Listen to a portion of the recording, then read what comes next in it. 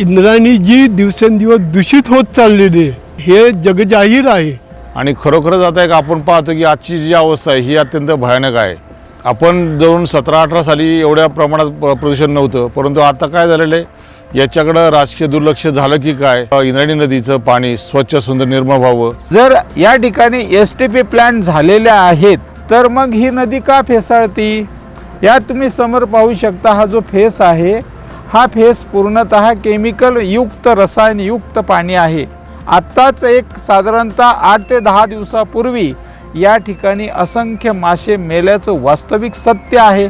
पावसाळ्यामध्ये एक 2-3 महिने आपली इंद्रायणी नदी दुथडी भरून स्वच्छ सुंदर निर्मळ वाहते, परंतु पावसाचं पाणी बंद झाल्यानंतर इंद्रायणी नदीला गटाराचं स्वरूप येते का याचाही आपल्याला गांभीर्याने विचार करावा लागेल।